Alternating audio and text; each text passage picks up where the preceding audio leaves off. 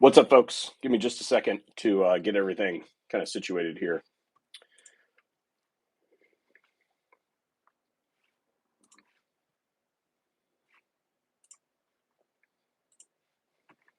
I just need to find stuff. And in the meantime, let me know where you're listening from. It's always nice to see the spread.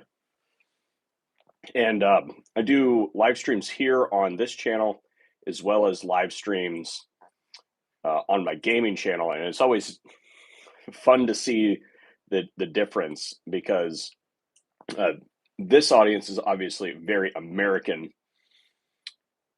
but I do some streaming for Warhammer, which is a very British and former British territory thing. So usually I get, think mainly English speaking countries, but around the world. So it's sort of big here in the United States, but it's way bigger in places like Australia, where they don't have cool toys to play with and everything wants to kill them. So they just stay inside and play video games all the time. Right. But anyway, I wasn't originally going to do a stream today, and this probably won't be a very long stream, but I was on my way back from church this morning, and I have kind of I will call it a ritual. I skip the sweets that the church ladies make in the back, and then I go and get a Subway sandwich on the way home, and then I do intermittent fasting, so I usually don't eat before noon. So I get it, pick it up, and then I take it back and just let it sit for an hour or so. And usually I'll optimize some videos and stuff like that. And then by the time I finish doing the computer work, it's time to eat, right? And that's usually how I do things, just because that's how the scheduling falls. Well, today I stopped at this Subway, and there was an altercation in the Subway, and I see some of you have started to roll in some questions. I will absolutely answer your questions if you leave them in the chat. I'm going to try and keep this one to a little bit of a minimum, but we'll get to the questions after I tell my story. Okay, so just hold on. I see your questions. So I roll in, and there's like 3 people in line in front of me in the Subway, and I always get the same thing. I get like a foot-long steak on wheat, and just the people in front of me are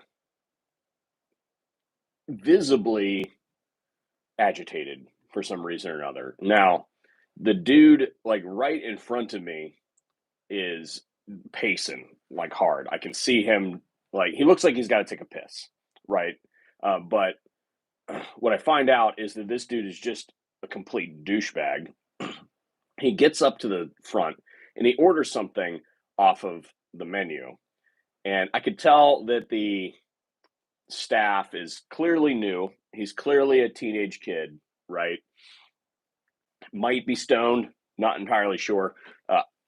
Anyway, kid's moving kind of slow.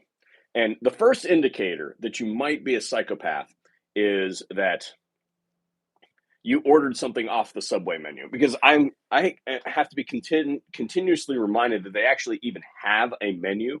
The whole reason we go to Subway, even though Subway has turned the $5 footlong into the $10 footlong, is so that I can watch you make my sandwich and tell you what exactly I want on it and how I want it. I mean, that's the whole reason Subway, that's the whole reason we've forgiven you for hiring a mouth breather like Jared, right? Tell me if I'm wrong. I have no idea that there's even a menu. So the first indicator that this dude is a super douche is that he ordered something directly from the menu. And then on top of that, he expects the clearly new kid that may or may not be stoned, and this is a common Subway trope, is that all the people who work there are stoned, to know exactly what goes on the sandwich and how it's to be prepared. So the kid asks, he's like, "Hey, what goes on that?" And The guy he lifts off the meats that go on it, and he's just agitated that he had to do that. And the dude turns to me and he's like, "Is that a serious question?" I was like, "I don't know. I don't know what goes on your sandwich. Like, I don't work here." The kid starts putting the meat on the sandwich, and the dude goes nuts. And he's like, "You're supposed to cook that first, right?" And the kid's like, okay." And then the dude turns to the what I believe is the cashier at the time, because she's standing at the computer, and he's like, "Hey, you got a new guy here. It looks like he needs some help. He doesn't know what goes on. And he's making a scene, right? And then he starts cussing at the kid for being an idiot, all that sort of stuff, asking him if he used the R word, right? I censored myself for all that sort of stuff. And I don't know. I just got here. I mean, I've been in line for like 5 minutes, and I was writing a post on one of the alumni pages. Anyway, specifically about suppressors. Anyway, he starts then getting into a verbal altercation with the cashier. Well, it turns out the cashier is actually the owner of the establishment, because it's Sunday and she didn't want all of her people to have to come in. She pulled the night shift last night. She's been there for 15 hours and she had enough. And she's just like, "You can leave. This is my store." And the guy's like, he's like, "I want to talk to the owner." He didn't hear it. And she's like, "I am the owner. Get out of my store, or I'm calling the cops." And I'm thinking like, oh my God, please, let's not get in the shooting, stabbing match over a Subway sandwich, please. I understand that they have roughly doubled in value, or cost, not necessarily value, over the course of the last couple of years. But please, please, please, I really just want to go eat my sandwich and finish a video. And then my girlfriend and I or fiance, excuse me, are going to go cut down a tree today and decorate it for the coming Christmas. I would really like to participate in all these activities and not have to shoot this dude if he starts hurting people, right? Because he was like sweating, red faced. Like, I thought he was going to go over the counter and start beating on people, right, over a Subway sandwich. And what this comes down to is the title of. So he ends up leaving, but what this comes down to is the title of today's live stream is: you should always be nice to your service staff. A very wise man told me once that you should always treat the service staff at whatever establishment that you're at with respect. Now, in this particular instance, was the kid screwing up? Yeah, he was not doing a very good job, but that's fine, right? He's a minimum wage worker at Subway. Why is he going to give a whole lot of effort? And you should just kind of expect that at this point in time, that, hey, these people really don't care about this position. It's not really a thing that's on their long-term plan. This is something that they're doing for just getting by. This kid looked like he was maybe a little bit older than high school, but still, this is not his life aspiration. He's logging time on a Sunday, okay? Maybe he's on break or something like that. Maybe he worked all night too. Who knows? Whatever the reason, the kid is moving slow, he's moving slow, right? And if he needs a little extra help, there's no reason that you have to cause a scene, because everybody in the room was like, "Is that guy going to come back and shoot this place up?" kind of place, is what everybody was thinking in the line. You could tell everybody was uncomfortable, because it's not. I mean, I have seen people get really, really irate at Subways before. I don't know what it is about those establishments, but people do absolutely get freakishly pissed off. The ones that I've seen before are and I hate to be ethnocentric on this one, but a lot of times the people who freak out are the Indian people that are strict adherents to like the no meat, touchy type stuff. And I watched a dude freak out once. He wouldn't speak to the girl behind the counter for whatever reason, some kind of like social caste thing, probably. Um, so he wouldn't speak to her. He would only point. right? And at first I'm thinking, oh, maybe he just doesn't speak very good English, right? So he's pointing, and then she accidentally touches the like pig or something like that, and then touches the lettuce, and he like I thought he was going to jump over the thing. He obviously did speak English because he started cussing at her in English, right? That guy got hauled away by the cops, literally. So somebody says it's the Jared energy in some way. Maybe that's why. Maybe I need to stop. Maybe I need to stop going there so I don't get associated with that. But anyway, my point to this whole thing is that particularly if you are a part of this community, which is the Second Amendment community, especially if you are in town and identifiable as a representative, like when I go to Vegas, for instance, for SHOT Show every year, dude with the beard, wearing the khaki pants, that dude's here for the SHOT Show. I'm identifiable as somebody who's there for the SHOT Show. As a member of the firearms community,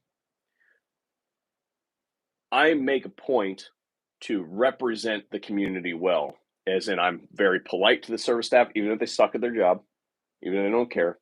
And I usually give them some kind of tip, even if they did not deserve it.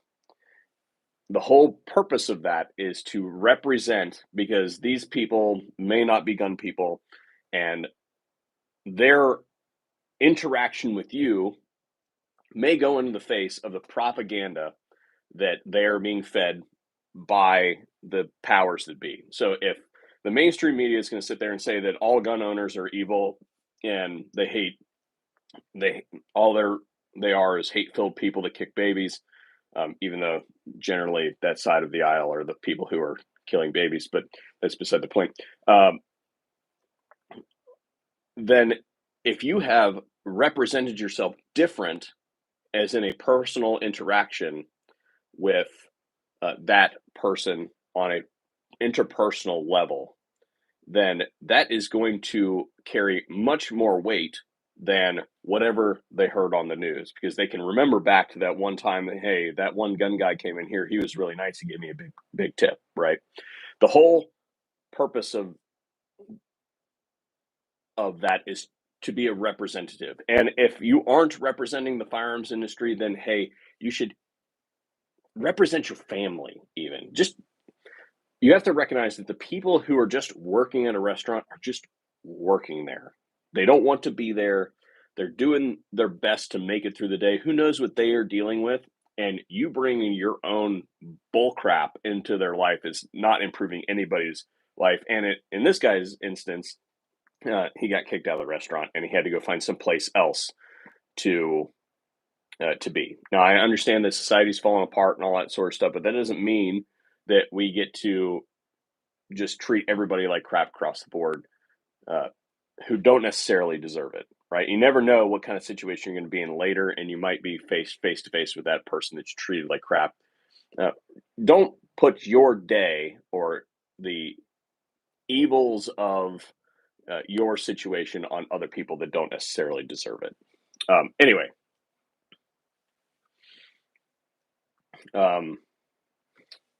let's go to the questions here. My mouse turned off. So the first question for today, and I'm just going to answer a couple questions. So if you throw some more questions in there, then we'll get to them. There's only a couple here today. I didn't want to do a super long stream today. I was pissed off at this person I needed to vent, and I thought this would be a good opportunity to put forward a code of conduct, so to speak, and that is that you just treat other people like you like to be treated. Do you think, the question is, basement ops, do you think if you ever did the Glock versus HS 2000 versus Beretta 92, you wouldn't be here doing what you do now?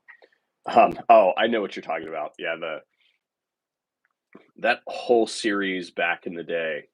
So here's the thing. you have to think back to the time period in which we were doing that sort of stuff. Like, if you think back to like 2010s era, like early or like 2009, 2010, 2011, stuff like that, the internet was a completely different place, right? All that existed on YouTube at the time were like cat videos and home videos and stuff like that. And we were all doing different things at the time. We were just kind of feeling out the whole content creation thing. That wasn't a thing, right? It was, remember, still home movies that people were putting on YouTube. In fact, I thought my old camera was up here, but it must be down in the vault, right? I had a little handy cam that I did videos on back then. Like, so the difference between the juvenile crap that we did back when we were all young adults, as opposed to what I do now in my 30s, many would classify as my late 30s, completely different, and the world has changed. So, do I ever look back at those and think differently? No, right? And one of the reasons I keep a lot of those videos up there is to remind myself of where I came from and how I got here. And sometimes doing stupid crap on the internet can be a means to an end. I did take the feedback from all that sort of stuff, and it helped me grow into a different, better person, a more complete leader in the space. So, do I take back anything that I have done in the early years of the channel? I have made my fair share of mistakes. Don't get me wrong. And I can identify those mistakes and say, yeah, I shouldn't have done that, or should have done this differently, or, maybe that was a bad thing to do. Yeah, maybe. But the truth of the matter is that I used to say that there's no such thing as bad press. However, I have since amended that stance to say in most instances there's no such thing as bad press. Like, if you do a Springfield Armory type thing, or a Liberty Safe type thing, yeah, that's bad press. Okay, that's not good. But if you stay on this side of the line of the bad press line, then really the sky's the limit. So do stupid stuff. Just don't get hurt doing it. And don't do like anything that is going to end up really putting somebody in danger. But other than that, do stupid stuff on the internet.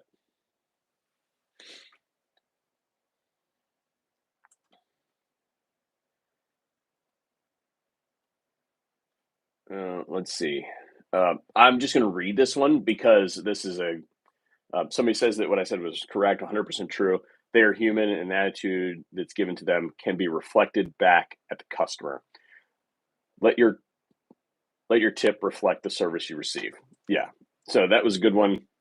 Definitely how I conduct myself when I'm at a restaurant and I expect to be served.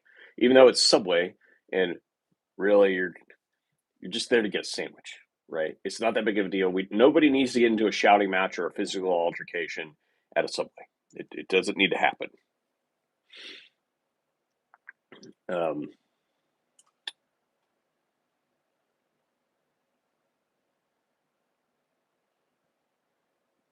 Opinion on Bullpups as DMR. I think that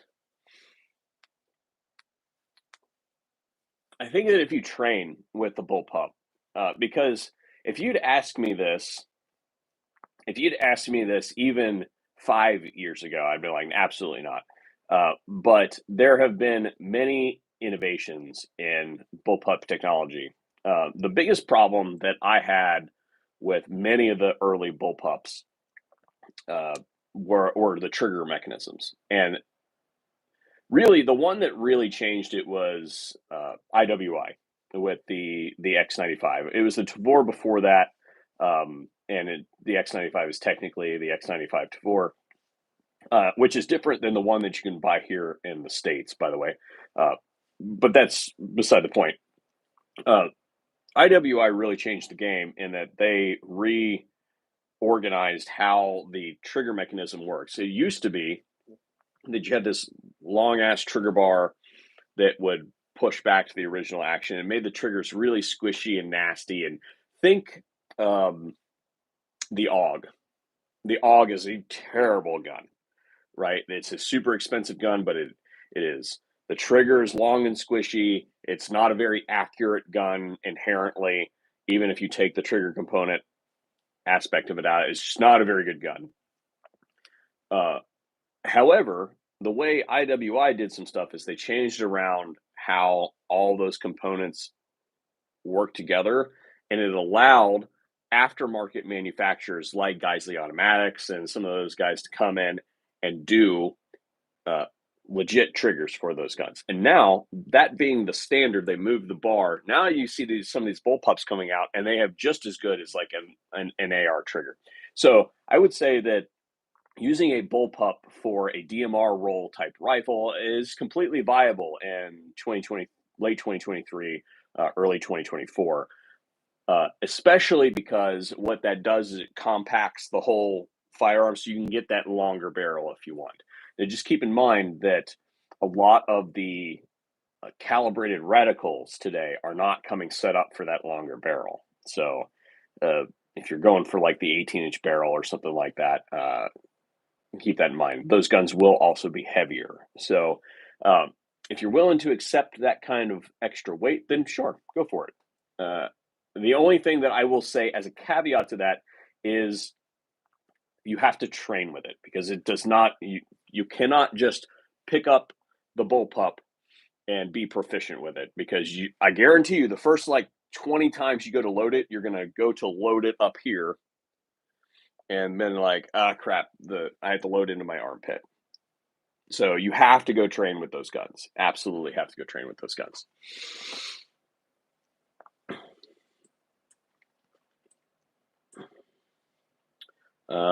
Let's see.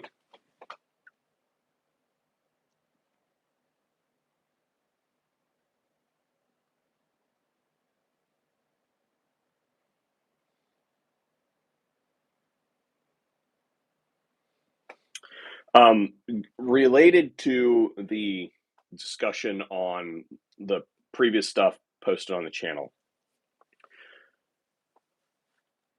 Yes, back then I did not have to be concerned about getting deleted or deplatformed or anything like that. And yeah, I mean, we have substantially cleaned up the way things work here on the channel, but that was really not in response to YouTube doing anything. There was a period of time where I was a belligerent. Okay, I was not a very well put together adult. We'll put it that way. All right, I had some things in my life that I was dealing with, and I'll just be completely honest and say that I did not, especially in hindsight, did not handle them well. And everybody who knows me from that time will agree with that sentiment. I cleaned up the channel, or excuse me, the channel cleans up. If you follow the lineage, the channel cleans up as I become a more seasoned adult. Okay. And one of those movements that I attempted to do that I don't really adhere to these days, but is I tried to make the channel more family friendly as a result of trying to clean up my life, right? Now, don't get me wrong, I will still use profanity when necessary. So I was raised to believe that profanity made you seem ignorant, and I don't think that that's the truth. Properly interjected profanity is an art, and being able to use it in an artistic way that properly conveys a feeling or a thought or a concept, that isn't art in and of itself. Now, if you're just sitting there going F this, F that, screaming at the camera and stuff like that, like some of these people are doing these days, no, that's not it. You'll never see that sort of stuff here. But there is a period of my life that I thought that was acceptable behavior. And I have since, again, refined that perspective. So it wasn't a response to anything that YouTube did with its content guidelines. It was something that happened before that really became a thing for the purposes of just a personal journey progression, is really kind of how I put it.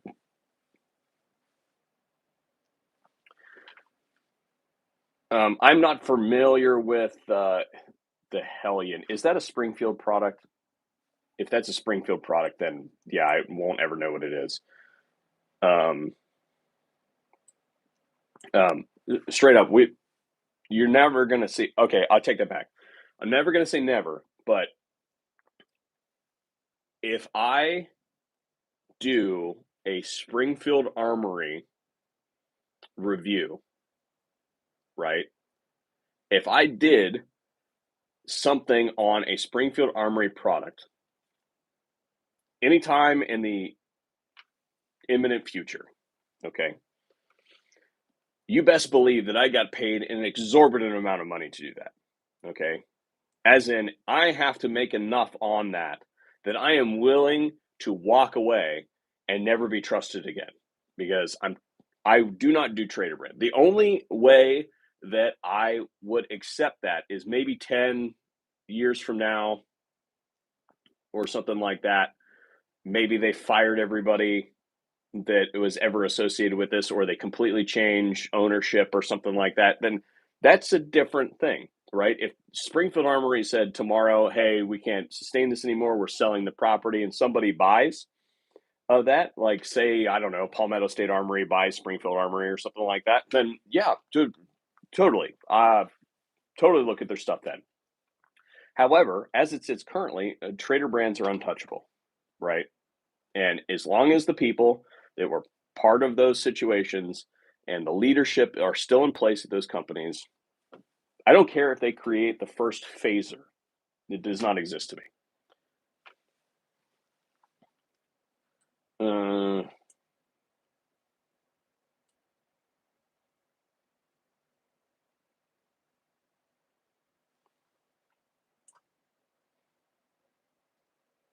Somebody asked if I am still friends with some of the people that from that, I will say, previous period. Yeah. I mean, we all have those friends that you just pick up from as well. Somebody said, "Do you disavow LaRue Tactical as well?" Yes. That was unacceptable behavior, right? And being that Mr. LaRue is still at LaRue Tactical, no. Again, they could come out with a fucking plasma weapon tomorrow, and it wouldn't touch it. There are certain lines that we just do not cross. Right. And I'm not trying to cast shade on any of my colleagues in the space that have accepted Springfield Armory money to promote their products. Everybody has their limits. Okay. And it is fine that they judged in the interest of the best interest of their business and their livelihood to participate in those launches or whatever. Everybody's got their price. However, I am a principle over profit person, and it's one of the reasons that I will never be a gajillionaire, because I care far too much about this community and the principles that govern it to just say, nope, I'm willing to take a payout. Unless, no, don't get me wrong, I'm not, every man's got his price, right? If Springfield Armory came to me and says, hey, we're going to pay you $5 million to do a video on our new launch, Well, I'm going to start the video by saying, hey, I'm doing a Springfield Armory bullcrap build here. And I'm doing this video because I got paid $5 million to do it. And maybe you forgive me, maybe you don't, right? But at that point in time, I'll just walk and find something else to do. You know, actually, $5 million probably isn't enough. Probably need more like 15 or 20. And I want to make sure I correct myself and be on the record for sure right there. Um, um, Team Wendy, also Trader brand, absolutely Trader brand. Yep, listed in the chat, so I'm going after it. Yep, and you can say, oh, they held a campaign event for a known anti Second Amendment politician, and say, oh, well, that could be a mistake, our bad. I don't believe that, but some people would say, oh, that's not a big deal. It happens all the time. Okay, fine, we'll accept that. What we cannot excuse, however, are the multiple years of contributions to known anti-freedom politicians that, again, are public knowledge. You can go out and find that sort of stuff. Just Google it on the internet. The websites will come up that track that sort of donation activity, and that is not behavior that is acceptable in the Second Amendment space. It's just not, and they should not work here. But people still buy them. People still do white knight for them. I don't care if the next competitor is Chinese. Doesn't matter, because they betrayed America when they participate in that kind of behavior, because the type of people that they are supporting for political office are the type of people that want to destroy America.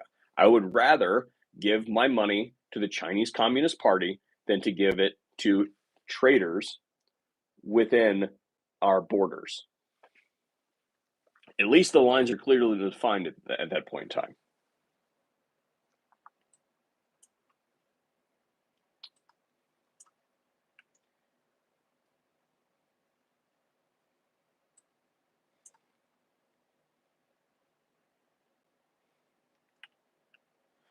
Anyway, this has completely devolved into something that I didn't intend it to do.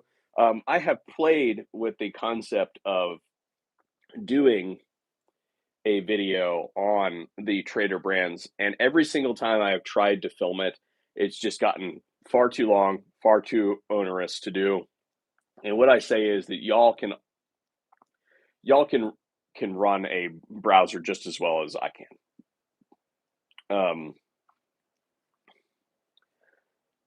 I'm probably not going to do that video, just because you can see it in my face right now. It pisses me off that these people even still work here.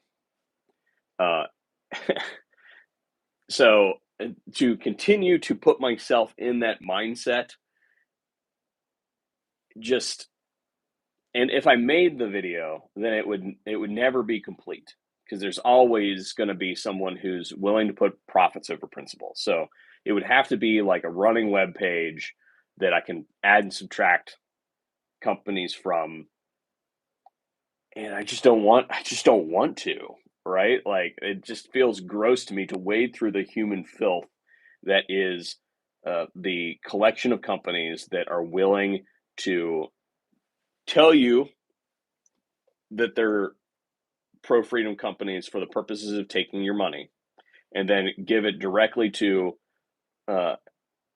and or participate in the behavior that flies directly in the face of those principles. Somebody asked, have you tried any of the Arc and Optics? Yes, I have a couple videos on the Arc and Optics. I think we have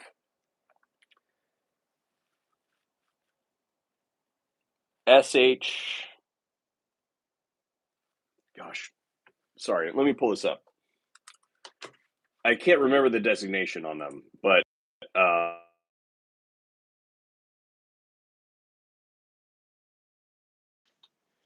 the Arkin.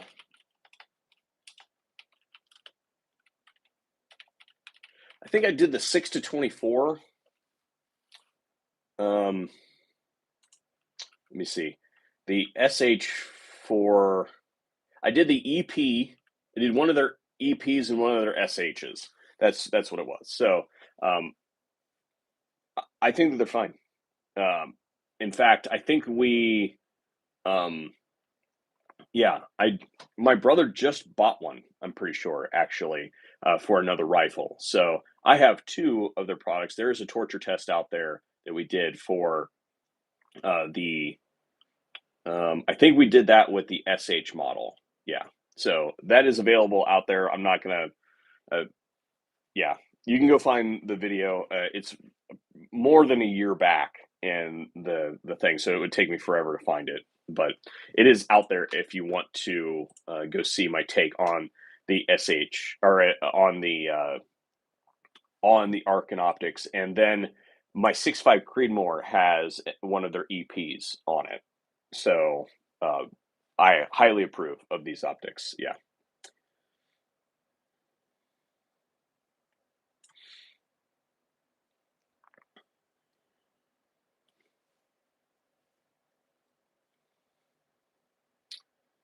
Who makes the best ghost ring sights for the Remington 870?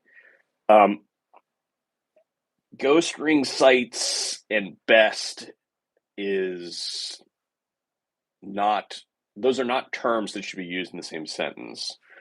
Yeah. However, I believe,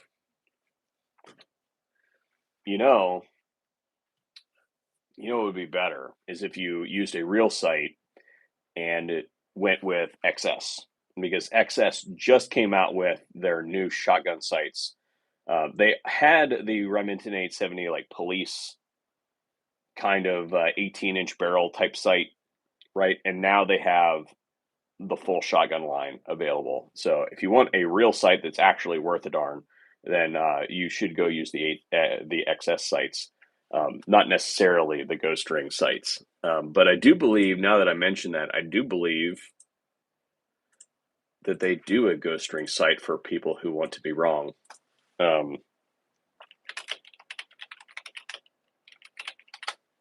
mean, you guys can do this. Oh, they even have a replacement bead for your ghost ring sights. So if you have a ghost ring sight and want to replace it with a real sight, then there is a big dot that you can put in your ghost ring. So yeah.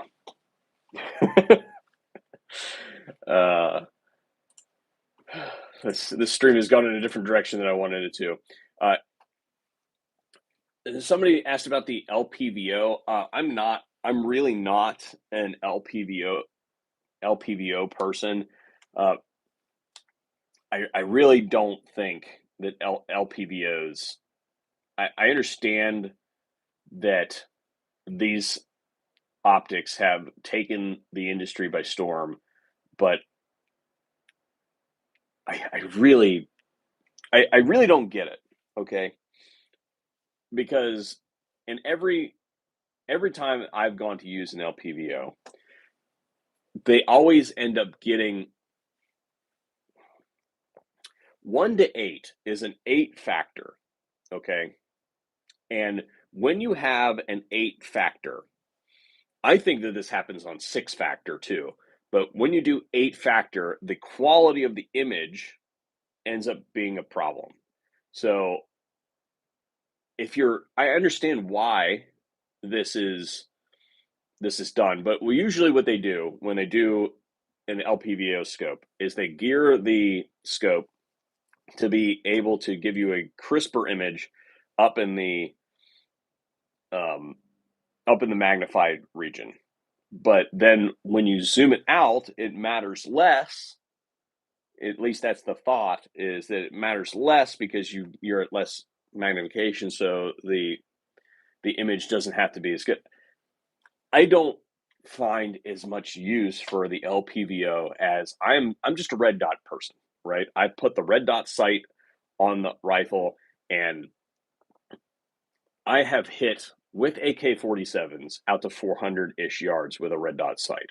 Like I don't understand they're heavy, they take up a lot of space, they're harder to cut away.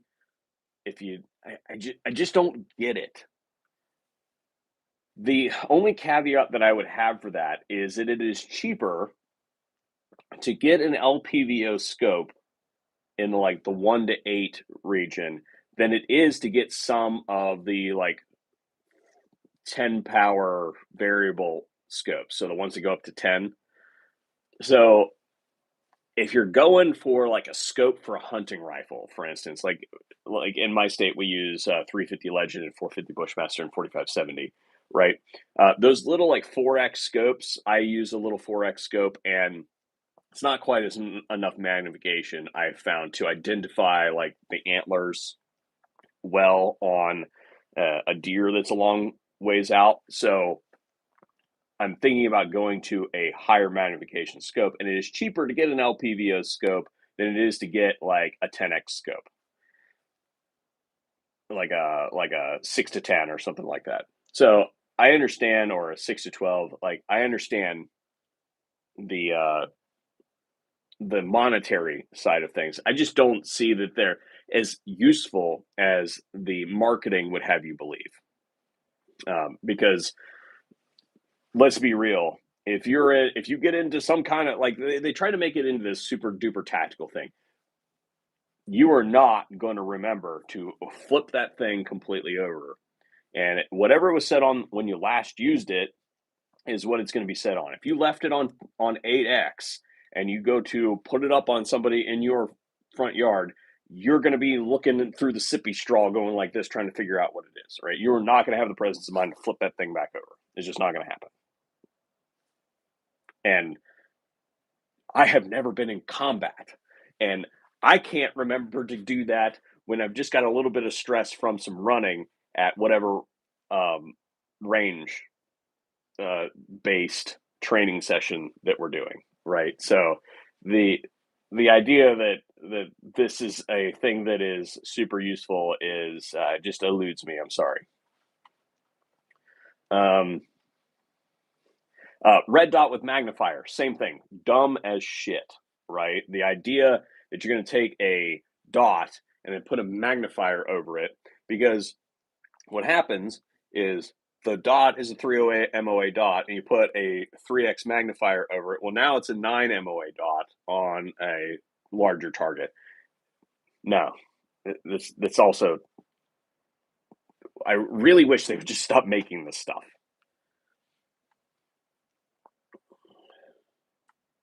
Somebody says, "Yep, the Arkin LPVO is 350 out the door with the mount and shipping." Yeah, like I said, I get it from an economics standpoint because they're relatively inexpensive scopes to make. Got it. Outside of that, yeah. Outside of the economics, it doesn't make a whole lot of sense to me. I'm sorry.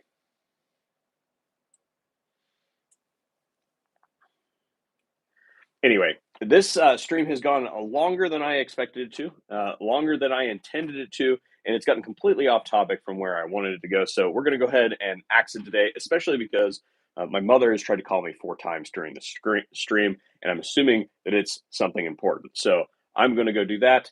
You all have a good rest of the week, and we'll pick up with the regularly scheduled content tomorrow.